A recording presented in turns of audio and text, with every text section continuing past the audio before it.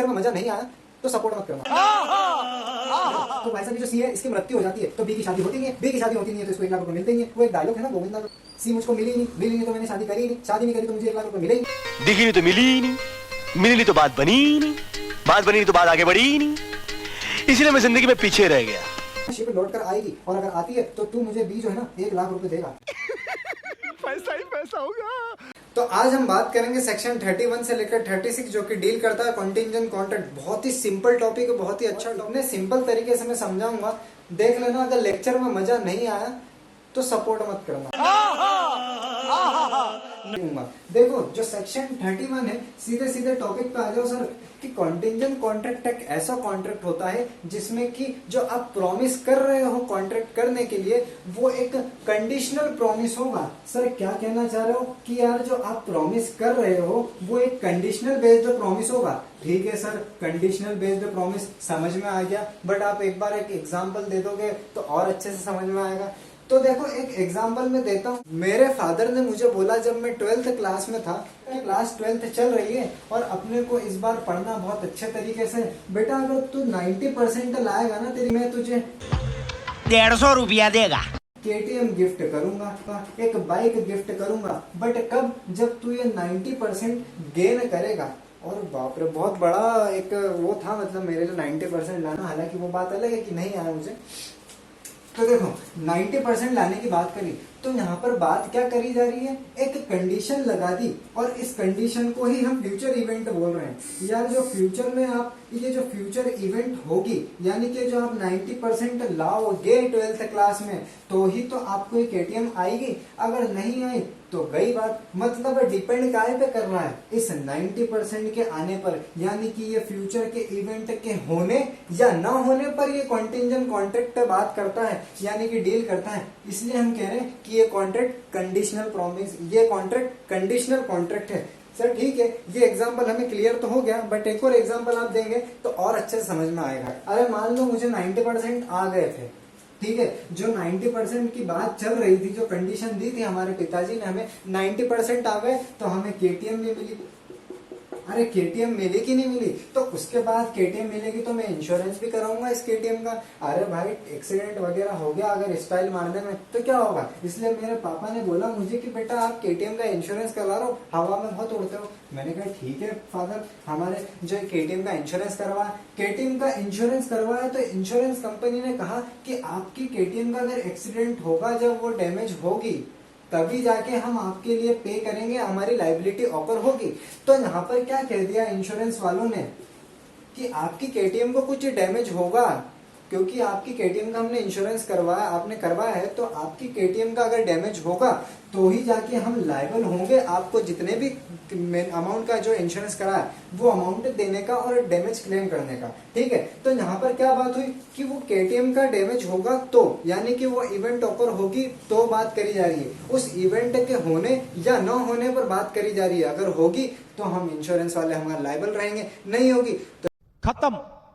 तो एक और एग्जांपल है, अगर ए ने बोला बी से कि बेटा बी अगर तेरा घर जल जाता है, ये जो आपका घर है, अगर ये ऐसे ड्राइंग बहुत बनी बचपन में मैंने, ये अगर ऐसा आपका घर जो है अगर ये जल जाता है तो मैं आपको एज अ क्लेम प्रोवाइड करूंगा, 10 लाख रुपए दूंगा एज अ कॉम्पनसेशन। बट कब? जब आपका ये घर जल जाएगा, ड्राइंग पे मत जाना, जब आपका ये घर जल जाएगा तो मैं आपको 10,000 रुपए दूंगा।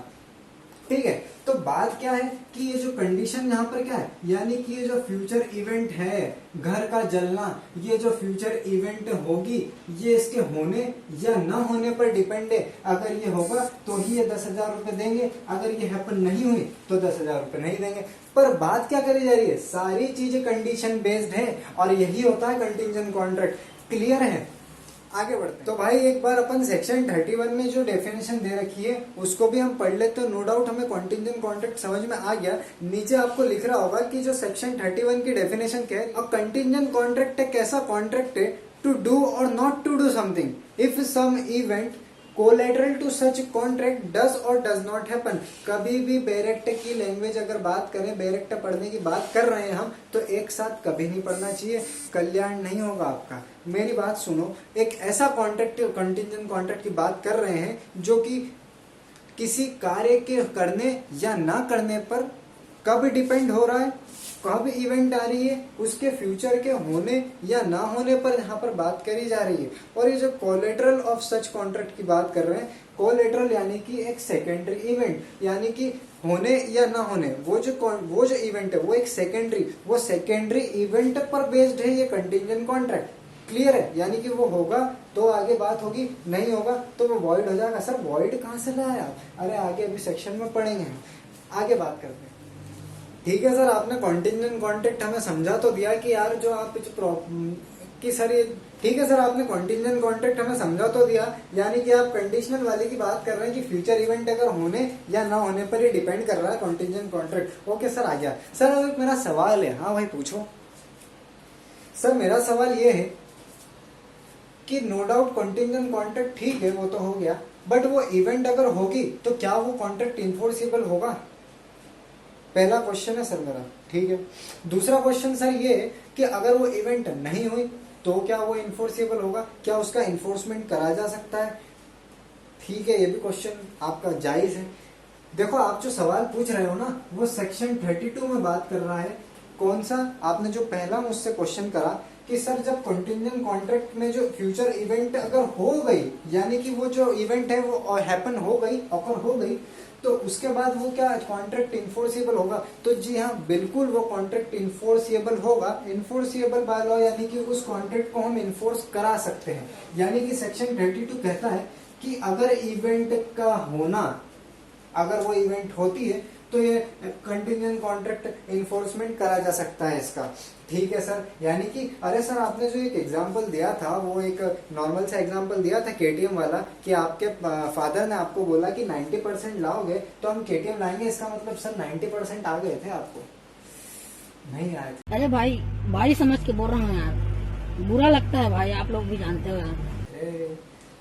एग्जाम्पल ठीक है, वो जब सर 90% आपको आ गए तो आपको केटीएम मिल गई, यानी कि वो जो कॉन्ट्रैक्ट है कंटिंजेंट कॉन्ट्रैक्ट वो इन्फोर्सेबल बाय लॉ हो गया। क्या सर यही कहना चाह रहा हूँ ना? हाँ भाई साहब, बिल्कुल यही कहना चाह रहा हूँ, पर उस एग्जाम्पल को असलियत में लेना मत। वो एग्जाम्पल ऐसा नहीं कि घर वालों पे केस करो, हालांकि वो एग्जाम्पल गलत है, समझाने के तौर पर बात करी जा रही है। ऐसे कॉन्ट्रैक्ट थोड़ी होते हैं यार, आपको भी पता है, जनरली समझाना चाहता हूँ, बट हाँ आप सही समझे। मैं एक एग्जाम्पल देता हूँ इसका। पर्सन ए है और एक पर्सन बी है।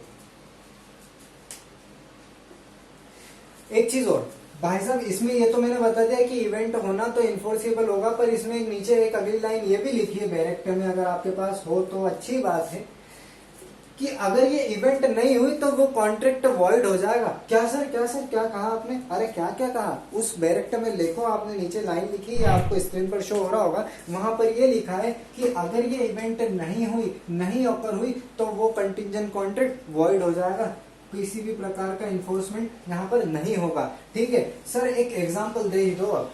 अरे पर्सन ए है और एक पर्सन बी है, इन दोनों के बीच में एक ऐसा कंटिंजेंट कॉन्ट्रैक्ट होता है कि पर्सन ए जो है इस पर्सन बी को बोलता है कि तुझे जो है इस पर्सन सी से शादी करनी है, और इस सी से तू अगर शादी करता है तो तेरे को मैं 1 लाख रुपए दूंगा। बट कब? कंडीशन प्रिस्क्राइब्ड, कि भाई साहब इस सी से आप शादी करोगे तभी मैं ये 1 लाख रुपए दूंगा। No doubt sir contingent contract तो हो गया। दूसरी बात, यहाँ पर दूसरा क्या एसेंशियल पार्ट रहता है कि इस फ्यूचर का जो इवेंट का होना या ना होने पर ये 1 लाख रुपए मिलेंगे इसको, यानी कि सी के साथ शादी इस बी की होना या ना होगी तो ही मिलेंगे, यानी कि इसकी बी। अब हुआ क्या? अब सुनो, अब हुआ क्या, ये जो पर्सन सी है ना, ये मर जाती है, शी वॉज डाइड। ठीक है सर, क्लियर हो गया, आपने उसको मार दिया। अरे बाप रे बाप, कौन सा सेक्शन लगाओगे मेरे पर? मजा नहीं आ रहा है। देखो तो भाई साहब ये जो सी है इसकी मृत्यु हो जाती है तो बी की शादी होती नहीं है, बी की शादी होती नहीं है तो इसको 1 लाख रुपए मिलते ही नहीं है। वो एक डायलॉग है ना गोविंदा का, सी मुझको मिली ही नहीं तो मैंने शादी करी ही नहीं, शादी नहीं करी तो मुझे 1 लाख रुपए मिले ही नहीं। दिखी नहीं तो मिली ही नहीं, मिली नहीं तो बात बनी ही नहीं, बात बनी नहीं तो बात आगे बढ़ी ही नहीं, इसलिए मैं जिंदगी में पीछे रह गया।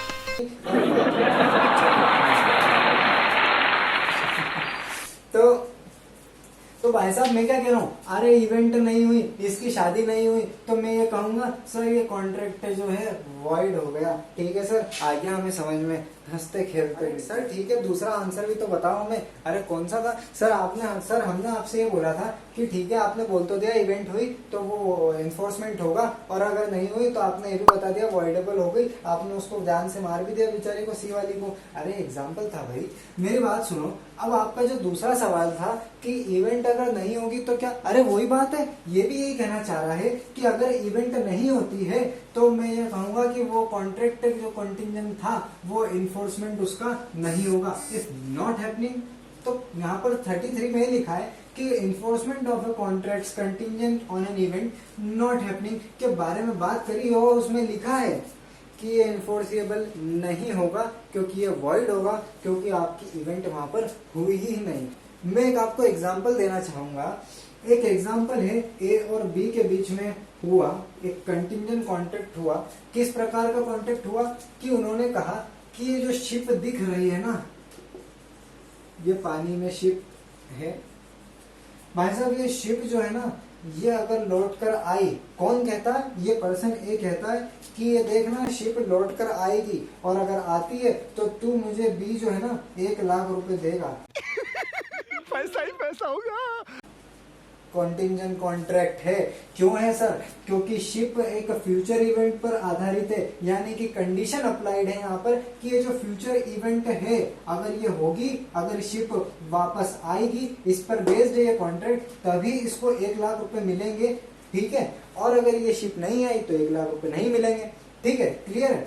तो हुआ क्या कि भाई साहब शिप आती ही नहीं है, शिप जो है सिंक हो जाती है, वहीं के वहीं डूब जाती है, यानी कि यहाँ पर इवेंट नहीं हुई। सर इवेंट नहीं हुई तो हमें जोर जोर से हम चिल्लाएंगे कि वो जो कॉन्ट्रैक्ट है वो वॉइड है। एक ही चीज तो सीखी हमने सर आपसे, अरे 10 चीज सिखा दी मैंने, वापस देखना वीडियो।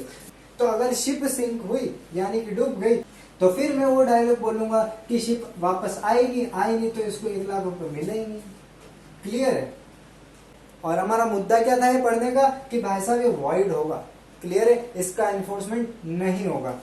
आई होप आपको क्लियर होते जा रहे हैं सेक्शन और मजा भी आ रहा होगा पढ़ने में।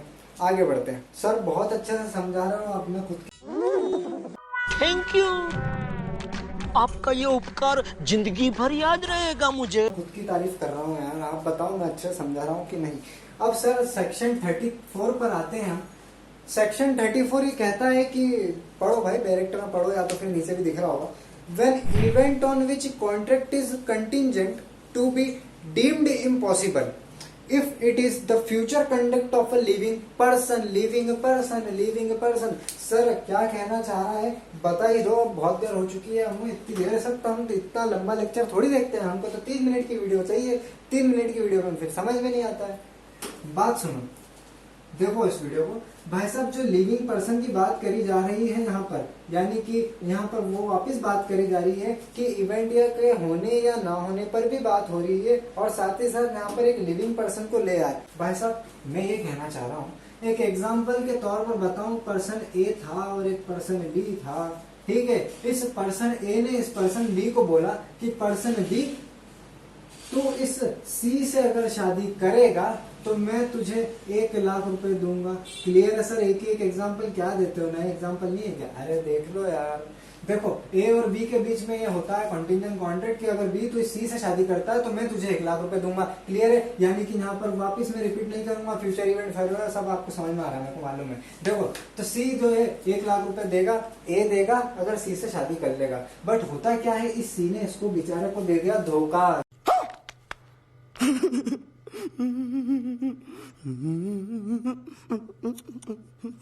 किस प्रकार का ट्रस्ट नाम की बात रही नहीं जीवन में। क्यों नहीं रही? क्योंकि सी ने जो है बी से शादी न करते हुए इस पर्सन ने डी से शादी कर ली। गौर कलयुग है रे बाबा, ठीक है। तो इसे डी से शादी कर ली। अब हुआ क्या, इसे डी के शादी करने से भाई साहब ये जो इवेंट ऑकर होना थी यहाँ पर 1 लाख रुपए के लिए, वो नहीं हुई। यानी कि जो सी से शादी होनी थी, यानी कि जो फ्यूचर इवेंट होना था, अगर ये होता तो 1 लाख रुपए मिलते, नहीं हुआ। ये फ्यूचर की जो फ्यूचर इवेंट है वो इम्पॉसिबल हो गई। और क्यों हुई? इस पर्सन सी के आचरण की वजह से, इस पर्सन सी के कंडक्ट की वजह से यहाँ पर ये इवेंट इम्पॉसिबल हो गई। यार अगर ये नहीं चाहती इस पर्सन डी से शादी करना, इस मुझे तो इस बी से शादी करना है, तो ये जो फ्यूचर इवेंट है ये पॉसिबल होती, ठीक है? क्यों नहीं हुई? इसकी मर्जी से हुई, इसकी कंडक्ट की वजह से हुई। इसने शादी इसको धोखा देके इस तरह से डी से शादी कर ली, डी से शादी कर ली, यानी कि ये फ्यूचर की जो इवेंट थी वो इस व्यक्ति की वजह से, इस लड़की की वजह से, इस लड़की के कंडक्ट की वजह से इम्पॉसिबल हो गई वो इवेंट। क्लियर है? क्योंकि इम्पॉसिबल हुई, कॉन्टिंजेंट कॉन्ट्रैक्ट वॉइड हो गया, दैट्स वाई हम 1 लाख रुपए इस बी को नहीं देंगे। अब वो बात अलग है, क्योंकि इससे शादी हो गई तो बी से तो शादी हो नहीं पाएगी इसकी। वो बात अलग है कि ये पर्सन डी आगे जाके मर जाए तो वापस बी से शादी हो, बट वो अलग सिनेरियो है। बात तो यही हुई थी कि तू अगर सी से शादी करता है तो 1 लाख रुपए दूंगा, बट वो तो कर गई डी से शादी। अब डी मरेगा तो बाद में देखते हैं। क्लियर है? यानी कि लिविंग पर्सन पर बात करी, सेक्शन 34 आई होप क्लियर है, उसको पढ़ लेना। नहीं समझ में आता है तो कमेंट काय के लिए रखिए। तो ये तो बात हुई सेक्शन 34 की। अब आते हैं हम सेक्शन 35 पर। सेक्शन 35 कहता है व्हेन कॉन्ट्रैक्ट बिकम वॉइड, यानी कि वो कॉन्ट्रैक्ट वॉइड हो जाएगा, बन जाएगा कब? Which are contingent on happening of specific event, on specific event within fixed time. अरे यार एक ही एक बात कर रहे हैं, बस यहाँ पर जो है एक टाइम की बात कर दी। वो जो मैंने शिप वाला एग्जांपल दिया था, मान लो उस एग्जांपल में आप टाइम पीरियड लगा दो। ए और बी के बीच में वो कॉन्टिंजेंट कॉन्ट्रैक्ट हुआ था कि ए और बी के बीच में ये हुआ कि देख भाई ये जो शिप है ना ये लौट कर आ जाती है तो मैं तुझे बी जो है तुझे 1 लाख रुपए दूंगा, ऐसा कुछ एग्जाम्पल था वो। ठीक है, मान लो इस ए ने न्यू भी एक ऐसी कंडीशन लगा दी कि ये जो शिप है ना ये 1 साल के अंदर रिटर्न हो जाएगी। देख लेना, अगर नहीं हुई देख ये जो है 1 साल के अंदर रिटर्न हो जाएगी, लगा ले शर्त, 1 लाख रुपए मिलेंगे इस पर। ठीक है, यानी कि फ्यूचर के इवेंट के होने या ना होने पर है सर मालूम है, वापस रिपीट मत करो और अपने वॉच टाइम मत बढ़ाओ। अरे नहीं बढ़ा रहे, देखो तो 1 साल के अंदर अंदर ये अगर आ जाती है तो वो कॉन्टिंजेंट कॉन्ट्रैक्ट हो जाता है, वो 1 लाख रुपए जिसने भी एक दूसरे को बोला था देने का वो देंगे। अगर नहीं होता है तो कॉन्ट्रैक्ट वॉइड हो गया। बस यही कि इवेंट अगर होती है तो वो इन्फोर्समेंट हो जाएगा कॉन्ट्रैक्ट। ठीक है, 1 लाख रुपए मिलेंगे और इन्फोर्समेंट भी करा जा सकता है। इवेंट अगर नहीं होती है, जो फिक्स्ड टाइम आपने फिक्स्ड टाइम जो है उसके इंग्रेडिएंट्स देखो आप, मेन जो पॉइंट जो बात कर रहे हैं वर्ड्स, वो इस फिक्स्ड टाइम के अंदर अगर वो रिटर्न नहीं हुई तो वो कॉन्ट्रैक्ट जो है कॉन्टिंजेंट वॉइड हो जाएगा। 1 लाख रुपए की देने की जरूरत नहीं है। सर सेक्शन 35 भी हमें क्लियर हो चुका। तो बहुत ही अच्छा सेक्शन है सेक्शन 36। ये कहता है कि agreements contingent on impossible event. Sir एक एग्जांपल मैं आपको देता हूं आप लोगों को। 2 लड़का लड़की थे और वो 2 लड़का लड़की में लड़का ऐसा बोलता है कि बेटा मैं आपसे इतना प्यार करता हूं कि मैं चाहूं आप कहो तो मैं आपके लिए चांद सितारे भी तोड़कर ला सकता हूं।